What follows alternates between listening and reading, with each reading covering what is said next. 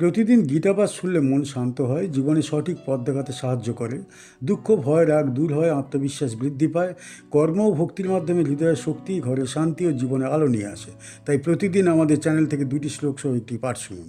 অপি চেৎ সুদূরাচারো ভজতে মামননীয়ভাক্ সাধুরেব সমন্তব্য সম্যক ব্যবসিত হি সহ। যদি কোনো ব্যক্তি অতিশয় দোষপূর্ণ আচরণ যুক্ত হয়, তবুও সে যদি একনিষ্ঠভাবে আমাকেই ভজনা করে, তবে তাকে সাধু বলেই গণ্য করতে হবে, কারণ সে সঠিক সংকল্পে স্থির রয়েছে। অপি মানে যদিও, চেত মানে যদি, সুদূরাচার মানে অত্যন্ত দোষপূর্ণ আচরণকারী, ভজতে মানে ভজনা করে, মাম মানে আমাকে, অনন্যভাগ মানে একনিষ্ঠ চিত্ত, সাধু মানে সাধু, এব মানে অবশ্যই, সহ মানে সেই ব্যক্তি, মন্তব্য মানে গণ্য করা উচিত, সম্যক মানে সম্পূর্ণভাবে, ব্যবসিত মানে দৃঢ় সংকল্পযুক্ত, হি মানে কারণ, সহ মানে সে। এই শ্লোকটি ভক্তি যোগের এক অসাধারণ ও করুণাময় দিক প্রকাশ করে। সাধারণ সমাজে মানুষকে বিচার করা হয় তার বাহ্য আচরণ দেখে। যে ব্যক্তি অতীতে বহু ভুল করেছে তাকে সহজে গ্রহণ করা হয় না, কিন্তু শ্রীকৃষ্ণ এখানে মানবিক বিচার নয়, আত্মিক সত্য প্রকাশ করছেন। ভগবান বলছেন, যদি কেউ সুদুরাচার অর্থাৎ বহু দোষে দুষ্ট হয়, তবুও যদি সে একনিষ্ঠ চিত্তে ঈশ্বর ভজনে প্রবৃত্ত হয়, তবে তাকে অবজ্ঞা করা উচিত নয়, কারণ ভক্তি মানুষের অন্তর পরিবর্তন করে। ভজতে মামনন্যভাক্, এই অংশটি অত্যন্ত গুরুত্বপূর্ণ। অনন্য ভক্তি মানে দ্বিধাহীন সমর্পণ। এমন ভক্তি হৃদয়ের দিক পরিবর্তন করে। আচরণ হয়তো এখনো সম্পূর্ণ শুদ্ধ হয়নি, কিন্তু অন্তরের পথ বদলে গেছে। শ্রীকৃষ্ণ বলেন, সাধু রেব সমন্তব্য, অর্থাৎ এমন ব্যক্তিকে সাধু বলেই গণ্য করা উচিত, কারণ সাধুত্ব মানে বাহ্য নিখুঁততা নয়, বরং অন্তরের গতি। যে হৃদয় ঈশ্বরের দিকে ফিরেছে সে পতনের পথে নেই। সম্যক ব্যবসিত হি সহ, ভগবান স্পষ্ট করে বলেন, এই ব্যক্তি সঠিক সংকল্পে স্থির। সংকল্প একবার স্থির হলে আচরণ ধীরে ধীরে শুদ্ধ হবেই। ভক্তির আগুন পাপের আবরণ পুড়িয়ে দেয়। এই শ্লোক আমাদের শেখায়, ঈশ্বর মানুষের অতীত দেখেন না, তিনি দেখেন বর্তমান অন্তরের দিক। সমাজ যেখানে তিরস্কার করে, সেখানে ঈশ্বর আশ্রয় দেন। এখানে ভগবান করুণার সর্বোচ্চ প্রকাশ করছেন। তিনি ঘোষণা করছেন, ভক্তির দরজা কারো জন্যে বন্ধ নয়। এই শ্লোকটি ভক্তির মহিমা ও ঈশ্বরের অশেষ করুণা ব্যাখ্যার প্রসঙ্গে বলা হয়েছে। আগের শ্লোকে শ্রীকৃষ্ণ বলছেন, ভক্ত তাঁর অন্তরে বাস করে। এখানে তিনি দেখাচ্ছেন, ভক্ত হওয়ার যোগ্যতা বাহ্য শুদ্ধতায় নয়, অন্তরের সমর্পণে। অর্জুনের মনে যদি প্রশ্ন থাকে, পাপী কি মুক্তির পথে যেতে পারে, এই শ্লোক তার স্পষ্ট উত্তর দেয়। এই প্রসঙ্গে শ্রীকৃষ্ণ সমাজের কঠোর বিচারভঙ্গিকে অতিক্রম করে ঈশ্বরীয় দৃষ্টিভঙ্গি প্রকাশ করছেন। আমরা এই শ্লোক থেকে কি শিখতে পারি? শ্রীকৃষ্ণ এখানে স্পষ্টভাবে আমাদের নির্দেশ দিচ্ছেন যে ভক্তির প্রকৃত মানদণ্ড হল অন্তরের ন্যায়পরায়ণতা, একনিষ্ঠতা, বাহ্যিক আচরণের উপর নয়।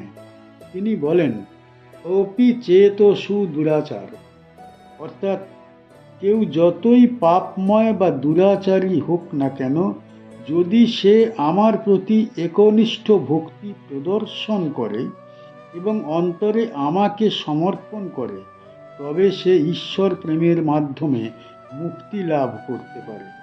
শ্লোকটি আমাদের শেখায় ভক্তি ব্যক্তির অতীত বা বাহ্যিক দোষ দ্বারা নির্ধারিত হয় না।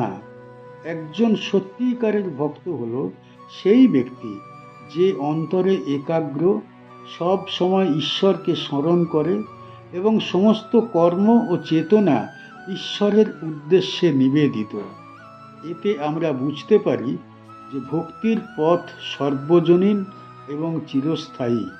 ব্যক্তি যতই অপরিপূর্ণ হোক না কেন, যদি সে অন্তরে সততা ও একনিষ্ঠতা নিয়ে ঈশ্বরের উদ্দেশ্যে ভক্তি করে, তবে তার ভক্তি গ্রহণযোগ্য ও মুক্তিদায়ক হয়। সংক্ষেপে এই শ্লোক আমাদের শেখায় ভক্তি হলো অন্তরের একনিষ্ঠ সমর্পণ। বাহ্যিক দোষ, সামাজিক অবস্থান বা অতীতের পাপ কখনো ভক্তির পথে বাধা সৃষ্টি করতে পারে না। সত্যিকারের ভক্ত অন্তরের স্থিরতা ও ঈশ্বর প্রেমের মাধ্যমে পরম মুক্তি লাভ করে। ক্ষিপ্তম ভবতি ধর্মাত্মা স্বশুচ্ছান্তিম নিগচ্ছতি কৌন্তেয় প্রতিজানীহি ন মে ভক্ত প্রণশ্যতি। সে ব্যক্তি শীঘ্রই ধর্মাত্মা হয়ে ওঠে এবং চিরস্থায়ী শান্তি লাভ করে। হে কৌন্তেয়, দৃঢ়ভাবে ঘোষণা করো, আমার ভক্ত কখনো বিনষ্ট হয় না।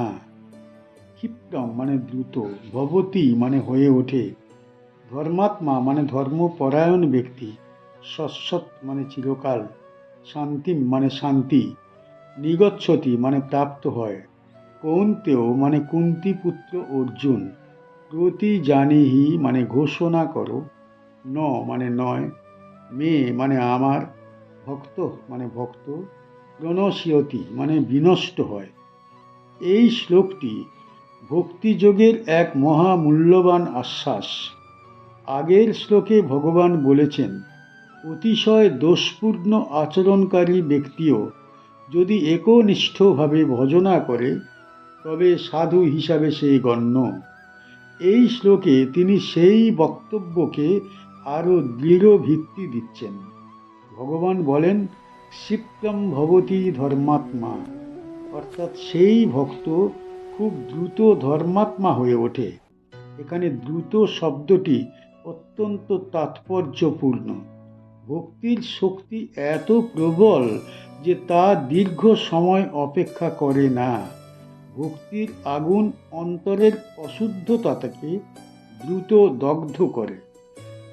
এরপর বলা হয়েছে স্বস্বচ্ছান্তিম নিগচ্ছতি, অর্থাৎ সে চিরস্থায়ী শান্তি লাভ করে। এই শান্তি বাহ্য সুখ নয়, অন্তরের প্রশান্তি। এই শান্তি দুঃখে ভাঙে না, বিপদে নড়ে না, কারণ এই শান্তির মূল ঈশ্বর স্মরণ। এই শ্লোকের সবচেয়ে গভীর অংশ রয়েছে শেষ পংক্তিতে। শ্রীকৃষ্ণ অর্জুনকে বলেন, কৌন্তেয় প্রতিজানীহি, অর্থাৎ তুমি নিজেই ঘোষণা করো। এখানে ভগবান নিজে না বলে অর্জুনকে দিয়ে ঘোষণা করাচ্ছেন। এর কারণ ভক্তের কথাকে ঈশ্বর নিজের কথার মতোই মর্যাদা দেন। ন মে ভক্ত প্রণশ্যতি, আমার ভক্ত কখনো বিনষ্ট হয় না। এই বাক্য ভক্তির সর্বোচ্চ আশ্বাস। এখানে বিনষ্ট মানে কেবল দেহগত ধ্বংস নয়, আত্মিক পতনও নয়। ঈশ্বরের আশ্রয়ে এলে জীব আর অধঃপতনে যায় না। এই শ্লোক আমাদের শেখায় যে ভক্তির পথে এসে কেউ হারিয়ে যায় না। সাময়িক পতন থাকতে পারে, দুর্বলতা থাকতে পারে, কিন্তু চূড়ান্ত প্রয়োজন নেই পরাজয়ের। শ্রীকৃষ্ণ এখানে করুণার সর্বোচ্চ ঘোষণা দিচ্ছেন। তিনি যেন বলছেন, একবার আমার স্মরণ নিলে আমি দায়িত্ব নিই। এই আশ্বাস ভক্তির শক্তি। ভক্ত জানে সে একা নয়, তার সঙ্গে ঈশ্বর আছেন। এই শ্লোকটি ভক্তি যোগ অধ্যায়ের করুণাময় সমাপ্তির দিকে নিয়ে যায়। আগের শ্লোকগুলিতে শ্রীকৃষ্ণ পাপী ভক্তের গ্রহণযোগ্যতা দেখিয়েছেন। এখানে তিনি সেই গ্রহণের ফল ঘোষণা করছেন। অর্জুনের মনে যদি সংশয় থাকে ভক্তির পথে স্থায়িত্ব আছে কি না, এই শ্লোক সেই সংশয় দূর করে। এই প্রসঙ্গে শ্রীকৃষ্ণ ভক্তিকে নিরাপদ আশ্রয় হিসাবে প্রতিষ্ঠা করছেন। এই শ্লোক থেকে আমরা কি শিখতে পারি? শ্রীকৃষ্ণ আমাদের স্পষ্টভাবে শিক্ষা দিচ্ছেন যে ভক্তি চিরস্থায়ী এবং ভক্ত কখনো নষ্ট হয় না। তিনি বলেন, ক্ষিপ্রম ভবতি ধর্মাত্মা, অর্থাৎ যে ব্যক্তি ধর্মমুখী এবং ঈশ্বর ভক্ত সে দ্রুতই স্থির আত্মা ও শান্তি অর্জন করে। এমন একজন ভক্ত অন্তরে শান্ত ও স্থির থাকে যিনি সমস্ত কল্পনা পর্যায়ের চঞ্চলতা অতিক্রম করেছেন। শান্তিম নিগচ্ছতি, এই অংশে বলা হয়েছে ভক্ত চিরস্থায়ী শান্তি, স্থিরতা এবং পরম মুক্তি লাভ করে। এটি নির্দেশ করে যে সত্যিকারের ভক্ত তার ধর্ম, চেতনা ও সমর্পণের মাধ্যমে কখনো নাশ বা হ্রাসের শিকার হয় না। শ্রীকৃষ্ণ আরও বলেন, কৌন্তেয় প্রতিজানিহি ন মে ভক্ত প্রণশ্যতি, অর্থাৎ যে ব্যক্তি ভক্তি সহ আমাকে উপাসনা করে সে কখনো ধ্বংস বা বিনষ্ট হয় না। বাহ্যিক বিপদ, সমাজের সীমাবদ্ধতা বা ব্যক্তিগত দুর্বলতা কখনো ভক্তিকে নষ্ট করতে পারে না। সংক্ষেপে এই শ্লোক থেকে শেখা যায় যে ভক্তি চিরস্থায়ী শক্তি যা অন্তরের একাগ্রতা, বিশ্বাস ও সমর্পণের মাধ্যমে মানুষকে চিরস্থায়ী শান্তি ও পরম মুক্তির পথে নিয়ে যায়। ভক্ত কখনো নষ্ট হয় না, বরং সব পরিস্থিতিতে ঈশ্বরের আশ্রয়ে অটল থাকে। আমাদের চ্যানেলের গীতা পাঠ কেমন হয়েছে, ব্যাখ্যা কেমন হয়েছে, আপনার কেমন লেগেছে কমেন্ট বক্সে অবশ্যই জানাবেন এবং প্রতিনিয়ত গীতা পাঠ শোনার জন্য চ্যানেলটা অবশ্যই সাবস্ক্রাইব করে রাখুন। দেখা হচ্ছে পরের ভিডিও।